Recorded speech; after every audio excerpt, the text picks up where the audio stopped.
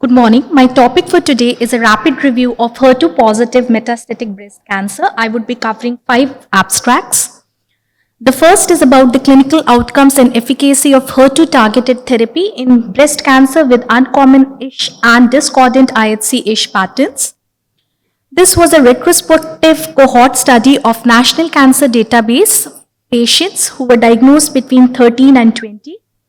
Cases were classified as HER2 positive, HER2 negative, discordant IHC and ISH, and HER2 positive with ISH group 2, 3, and 4.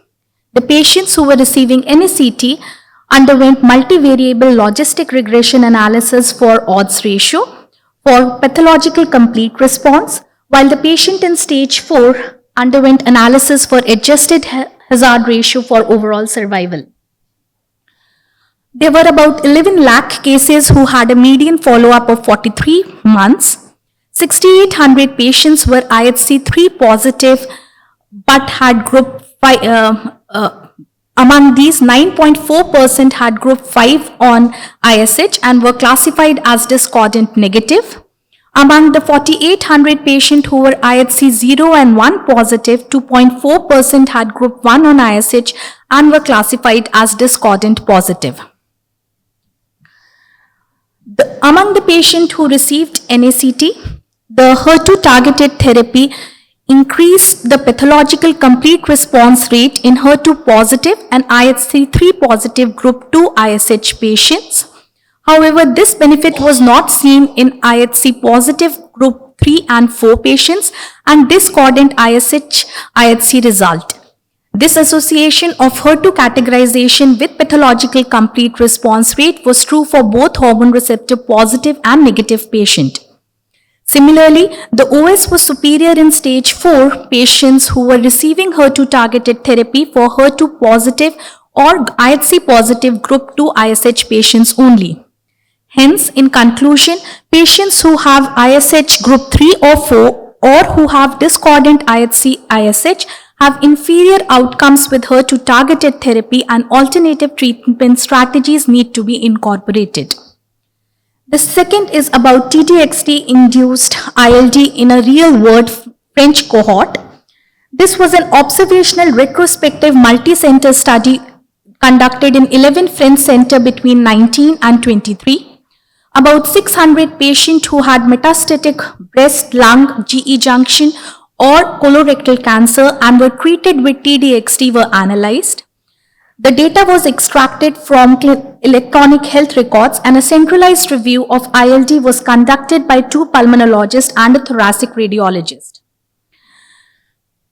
Among the 600 patients, 3.7% had prior ILD, 12.2% had lung comorbidities, 44% had lung metastasis and 78% had prior chest radiotherapy.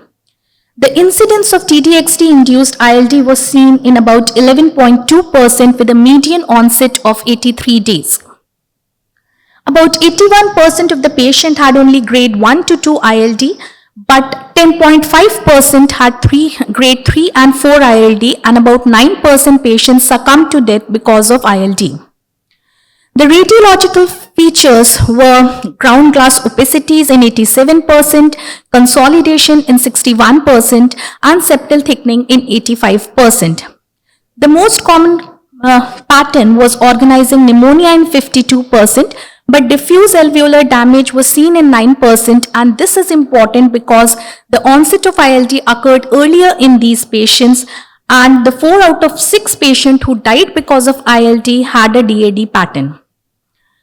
Among the various factors which were analyzed, prior ILD came out to be the strongest risk factor determining the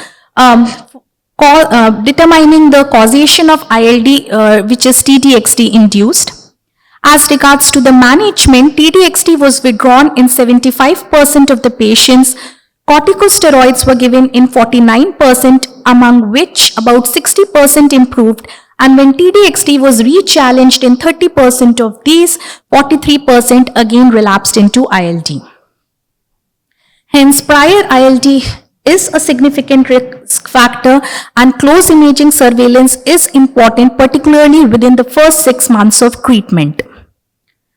The third is about TDXT in HER2 positive advanced breast cancer with or without brain metastasis.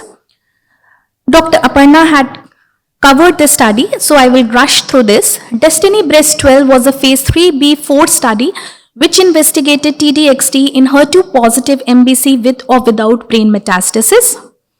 A patient who had received one prior line of treatment and had stable or active brain metastasis, about 263 patients, and no brain metastasis, about 241 patients, were analyzed.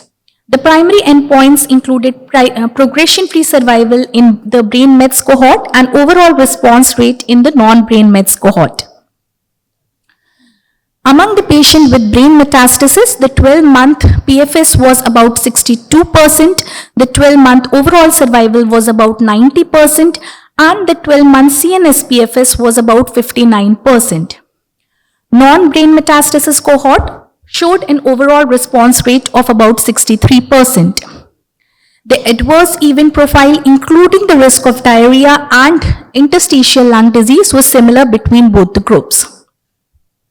Hence, TDXT shows durable overall and intracranial clinical activity in patients with stable and active brain metastasis. The fourth is about the use of neratinib and TDN1 for pre-treated and untreated HER2 positive breast cancer patients with brain metastasis.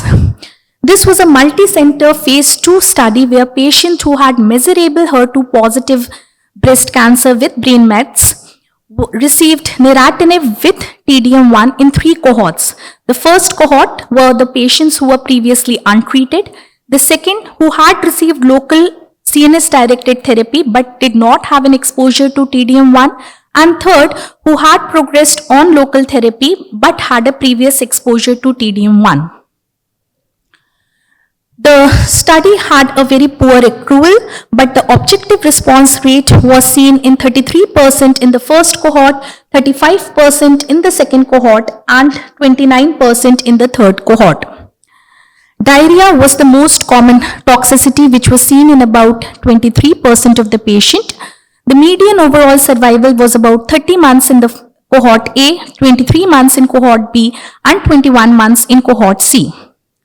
This study not only showed the CNS activity of neratinib with TDM1 in patients who were CNS treatment naive as well as the patient who had local treatment, but it also showed benefit in patients who had prior TDM1 exposure, suggesting synergistic effects of neratinib with TDM1. The last is about the efficacy, safety, pharmacokinetics and immunogenicity of Dr. Reddy's trastuzumab biosimilar versus Herceptin in HER2 positive metastatic breast cancer. So this study included HER2 positive metastatic breast cancer patients who had received who were receiving first-line treatment, and they were randomized 1:1 to Dr. Reddy's trastuzumab versus Herceptin along with paclitaxel weekly for 24 weeks. The primary endpoint was the best overall response rate, and the secondary endpoint included PFS at 6 months, safety, immunogenicity, and PK parameters. The baseline characteristics were well matched in both the population. In the intention to treat analysis, DRL trastuzumab had a 78% overall response rate versus 70% in Herceptin, with a difference of about 8.5%. And in the per protocol population, DRL trastuzumab had a overall response rate of 92% versus 82% in Herceptin, with a difference of about 10%. The PFS at 6 months was about 85% in DRL trastuzumab arm versus 71% in the Herceptin arm. The adverse event profile, including the incidence of grade 3 and higher toxicity, diarrhea and ILD was similar, including the grade 3 and 4 toxicity was similar in both the drugs. Hence, DRL trastuzumab demonstrated non-inferiority in primary efficacy endpoint of overall response rate, and there were no remarkable differences in the safety and immunogenicity profile. Thank you.